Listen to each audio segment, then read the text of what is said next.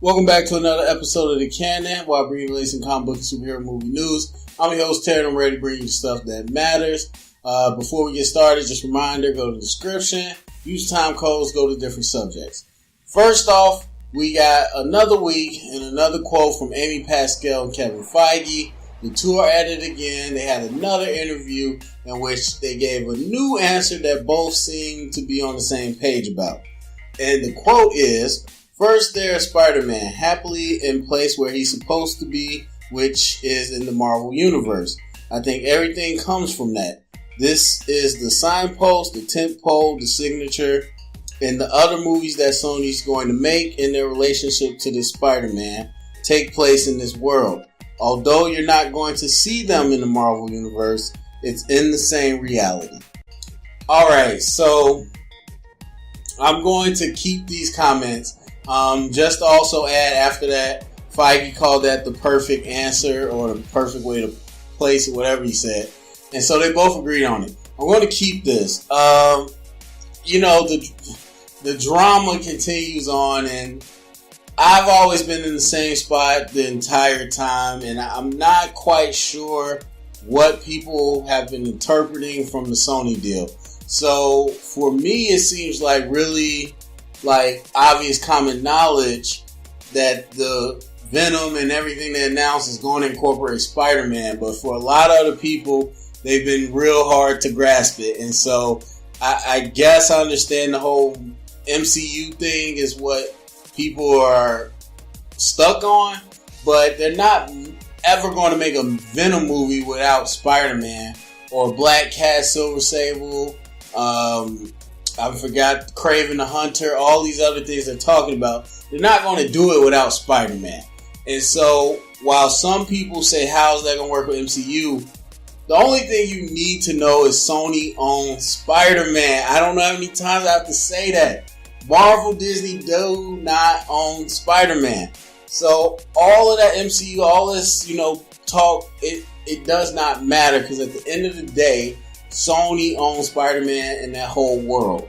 So if they're going to make movies with his characters, best believe they have plans for Spider-Man to end up in those movies. And so for me, it's been a no-brainer, but I guess people are really stuck on the MCU thing. So now back to her comments. Amy is basically saying what I said in my last episode about it. Is that much like the Netflix universe, they're in the world, but they're not connected because they never interface with anything. It doesn't matter. So, as much as I like continuity, and I think about, okay, you say they're in this world, so this could happen, blah, blah, blah, it doesn't matter. Because, for example, like I always talk about with Marvel, Iron Man 3, let's just say, for example, Tony Stark is in the MCU with Captain America, Hulk, all these people. His house gets blown up on national television. He almost dies. Not one Avenger comes to help him. They're in the world, but if they're not crossing over at that point, then it doesn't matter. Just to that, all the way down to the single movie. So if we're just looking at Iron Man 3, being in the MCU did not mean anything because no one from the MCU came to help. So it doesn't matter. Now, we could throw questions out like, hey, how come such and such didn't come? Because they're in that world. But if it doesn't happen, then it doesn't matter. And so, while we talk about Sony, Venom, MCU, blah, blah, blah, Spider-Man's going to be there. That's all that matters. Who cares if it's in the MCU? It's not, but we need to stop worrying about that label so much. So this is very much in line with what I've been saying all along. She keeps saying Marvel Universe, Marvel Comic Universe, Marvel Cinema. She's making it more confusing. They don't really know how to express what they're saying. Partly because I'm sure Kevin Feige didn't want her to say anything yet. They wanted to wait until the time came for that. And now they're kind of dealing with a PR storm. So, it is what it is. But I think overall we're looking at it. People that are confused. Just remember, they own Spider-Man. That's all you need to know. Sony owns Spider-Man. So don't get caught up in this and that. Eventually, the contract's going to end. Even if they re-sign the contract to keep Tom Holland appearing in movies, he's still owned by Sony, and that Spider-Man universe is always going to happen at Sony. That's all you got to know. Alright, so next up on the news, over at Fox, the other company, they let out a release schedule that has 6 Marvel films in the way future. So we got, right now they're scheduled for 2 movies in 2019, 3 movies in 2020, and 1 movie in 2021. So I'm going to keep this, and I think it's really genius. So one thing I always felt was this whole idea of releasing a slate of movies was such a bad idea. Not only because of the PR and the marketing problems that you can have when things change, but mainly because it takes the excitement out. Like, there's no stakes in most of these movies. I mean, you know for the most part who's going to live, who's going to die. But you know, like any TV show or anything, you want to feel like you don't know.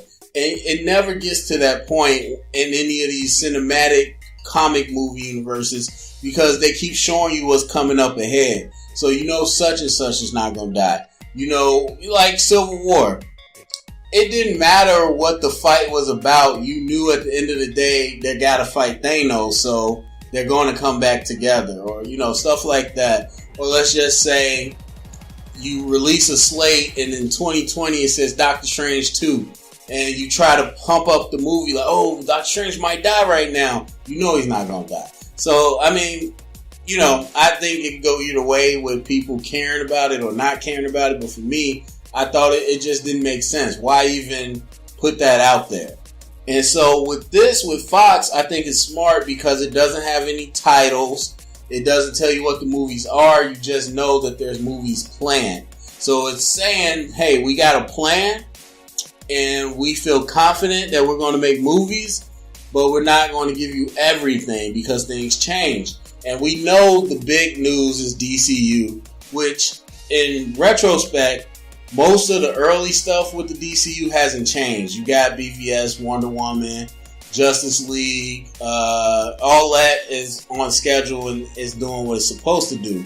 As you get further into the future, those are the movies that have been having, you know, questions. So with The Flash, everybody knows the trouble they've had. Aquaman is on schedule, but you're hearing they're going to make the Green Lantern movie a Green Lantern Corps. You're hearing Cyborg might not have his own movie.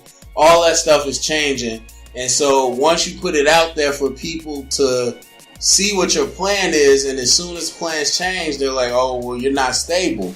So that's the problem with it. And, you know, funny enough, Marvel has the same issue, but people don't get on them about it because Ant-Man 2 got moved up, so did Black Panther. You know, they switched things around. Inhumans got dropped. Captain Marvel got pushed back. So stuff changes. And it's nature of the business. I don't want it to seem like if something changes in your slate, that means you're doing something wrong. That's not the case. Things change. That's the business. But fans blow it up. And especially with DC, they'll blow it up like they have no idea what they're doing. And then with Marvel, it's more like, okay, whatever. You know, we're not going to say anything about it. It's just the nature of the business. So while Fox can't have a big event where they invite fans and bring the actors and unleash the slate and get the crowd hype, you don't have that part. But what you do have is leverage in case things change. So just speculating, you would guess there's a Deadpool 3 in that 6 movies. You would guess there's an X-Force movie. You would guess there's a Fantastic Four movie. And you would guess there's another X-Men movie after Dark Phoenix. So let's just say something happens and they no longer want to do X-Force or whatever. If you announce it today and then next year you decide to scrap it or change it, now it's calls for people to blow it up, bad or good. And you why have that pressure?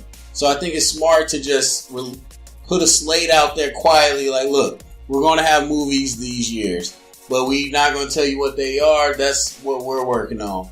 And for us, it makes us more hype. Like, once you hear what's coming out, like, you get hype seeing a slate, but I think the slate, it's not as effective as people once thought it was. And I think it hurts more than it can help you.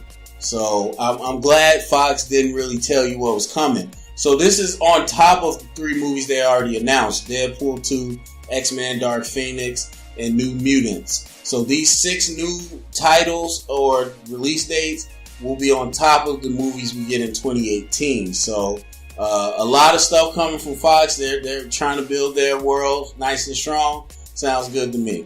Alright, so last up, Donald Glover, Childish Gambino himself, is in Spider-Man Homecoming. We all know this. What we now know is who he is playing. So we had a report not too long ago that revealed that he is playing Aaron Davis, aka the Prowler.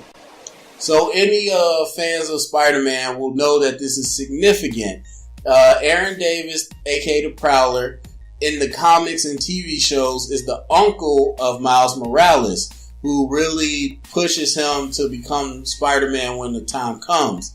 And so having an uncle that's he's a villain, but he's not like an evil mustache twirling villain. He's kind of like just a bank robber, on the wrong side of the tracks, but he raises Miles and he gives him, kind of his motivation. And so having Childish Gambino, having that character in Spider-Man Homecoming, of course, puts off the red alert about Miles Morales. So I definitely keep it, but what I will say is there's no confirmation that in the movies he's Miles Morales' uncle. So the movies play around with the comics all the time. They change things all the time. So don't get too in love with that idea, because he might not. They might have just liked the character but changed the story. But a lot of parts from Homecoming, from what I'm hearing, is from Miles Morales, but they're putting it with Peter Parker. So they change the stuff all the time, so don't get too excited. But I think it's a good sign seeing Aaron Davis, the Prowler, in here, that Miles Morales might eventually come down the line. So definitely keep it. Alright, so that's all the news for today. Let me know what you thought. Go to the comment section, give a thumbs up, subscribe, helps build the brand. Also, hit me up at thecanonvlog@gmail.com if you got any questions, anything you want me to answer, anything you just want to know. Also at Twitter at thecanonvlog, Facebook, facebook.com at /thecanon. Hit me up whenever, all that good stuff. And if you heard it here, it's official canon.